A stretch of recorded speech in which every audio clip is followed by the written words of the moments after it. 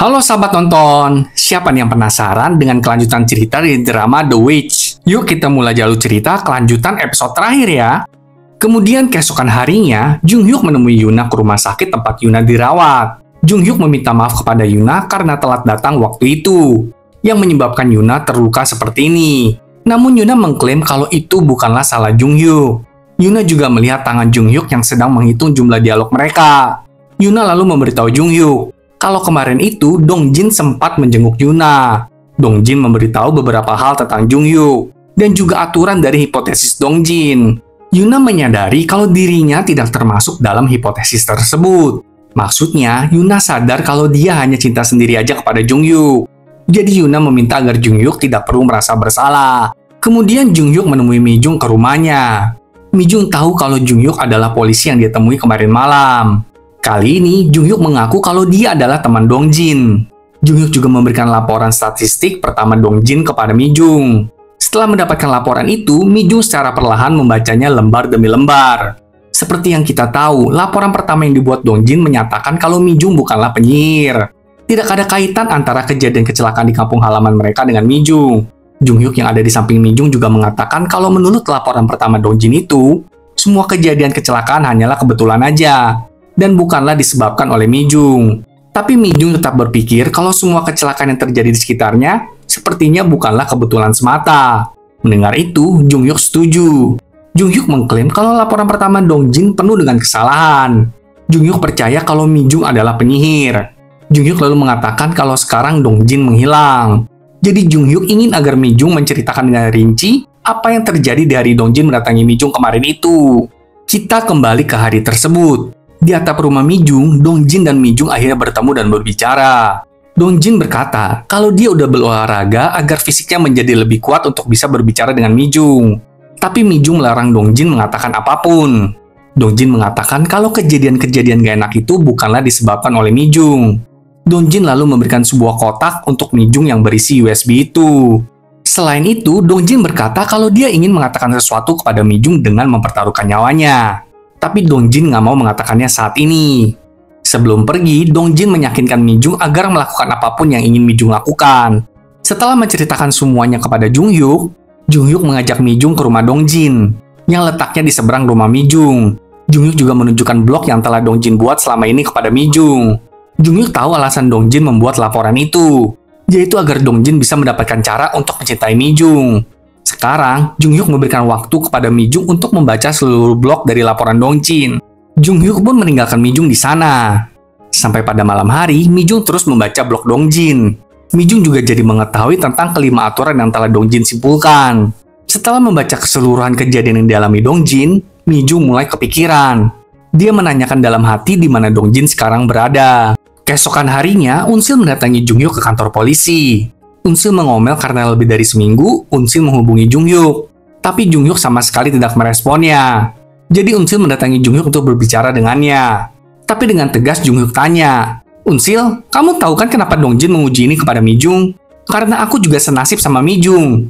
Sekarang aku tanya deh, kamu menyukaiku?" Tentu saja Unsil terkejut dengan pertanyaan Jung Hyuk. Jung Hyuk lalu membuka dirinya dan menceritakan kalau memang sejak kecil di sekitar Jung Hyuk sering terjadi kecelakaan. Jung Hyuk nggak tahu kenapa, tapi dia yakin itu karena dirinya. Tapi suatu hari Dong Jin mendekati Jung Hyuk. Meskipun Jung Hyuk sudah berusaha nggak meladeni Dong Jin, tapi Dong Jin terus menempel kepada Jung Hyuk. Kemudian Jung Hyuk melihat laporan statistik pertama yang dibuat oleh Dong Jin. Saat membaca judulnya, Jung Hyuk jadi kepikiran kalau mungkin ada beberapa orang di luar sana punya nasib seperti dirinya. Jung Hyuk sadar kalau Dong Jin sedang mencari cara. Namun setelah beberapa lama berlalu, Jung Hyuk melihat Dong Jin menangis di bangku saat hujan. Saat itu, Jung Hyuk mengira kalau Dong Jin sudah menyerah. Tapi ternyata Dong Jin tidak menyerah.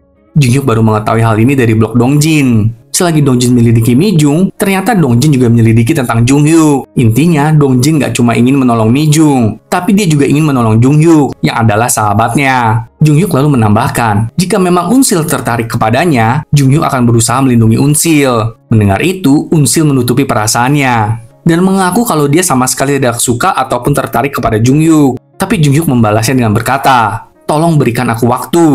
Sepertinya maksud Jung Hyuk adalah, aku tahu kamu menyukaiku, jadi tolong berikan aku waktu untuk menyukaimu. Kemudian adegan beralih ke sebuah lautan luas dengan salju di sekitarnya. Ternyata itu adalah tempat di mana Mi Jung sekarang berada. Itu adalah Hallstatt, Austria. Tempat yang sangat ingin Mi Jung kunjungi. Dengan sebuah koper, Mi Jung berjalan-jalan di daerah tersebut. Mi Jung lalu menikmati secangkir teh di hotel tempat dia akan menginap. Kembali ke Korea. Dalam perjalanan, Unsil menelpon Jung Hyuk dan menanyakan kenapa Dong Jin pergi jauh dari Korea. Jung Hyuk mengetahui hal ini karena Jung Hyuk dan rekan polisinya telah melacak keberadaan Dong Jin. Jung Hyuk mengklaim itu karena Dong Jin ingin memberikan waktu kepada Mi Jung agar Mi Jung bisa membuka dirinya kepada Dong Jin. Mungkin dengan cara berjauhan, Mi Jung jadi bisa kepikiran tentang Dong Jin dan mulai bisa sedikit demi sedikit menyukai Dong Jin. Dong Jin sangat berharap Mi Jung akan membalas cintanya.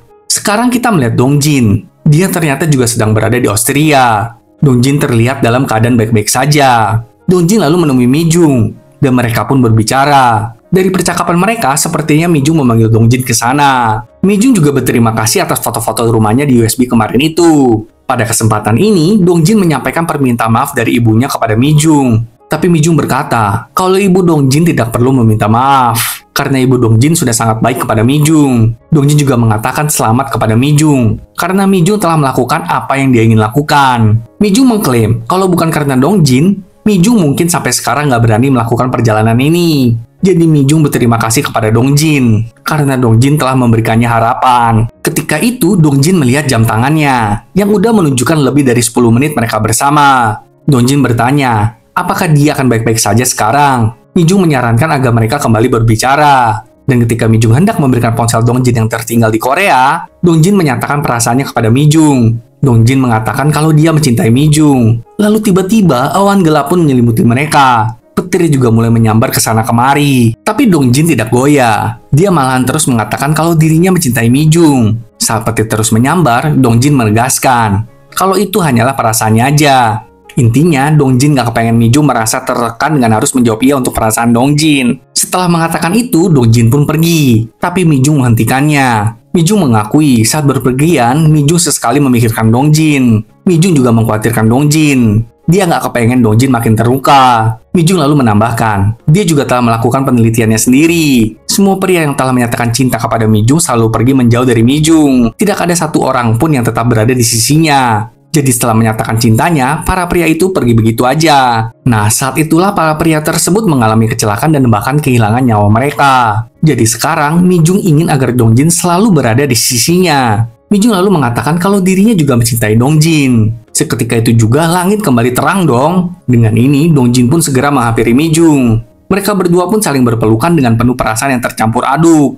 Keduanya menangis dengan penuh haru. Balik lagi ke Korea. Unsil ternyata dari tadi menunggu Jung Hyuk. Unsil mengatakan kalau dia nggak mau berbicara berjauhan gini dengan Jung Hyuk. Unsil mengambil langkah untuk mendekat kepada Jung Hyuk. Tapi Jung Hyuk terus menjauh. Jung Hyuk berkata kalau dia butuh waktu. Karena dia juga nggak tahu perasaan apa yang sedang dialami sekarang ini. Ini adalah perasaan yang pertama kali Jung Hyuk rasakan dalam hidupnya. Mendengar itu, Unsil berkata kalau Jung Hyuk bodoh. Karena itulah Unsil naik ke bus dan berkata dia sendiri yang akan mengujinya. Bahkan sebelum bus itu pergi, Unsil menyatakan perasaannya kepada Jung Hyuk. Ketika bus itu sudah pergi, Jung Hyuk jadi panik dong. Dan saat itu Jung Hyuk baru mendapat pesan dari Dong Jin yang mengatakan kalau jangan pernah meninggalkan orang yang telah menyatakan perasaannya kepadamu. Makin paniklah Jung Hyuk. Jung Hyuk segera menelepon Unsil dan menyuruh Unsil untuk turun di perhentian selanjutnya apapun yang terjadi. Jung Hyuk juga segera berlari sekuat tenaga untuk mengejar bus tersebut.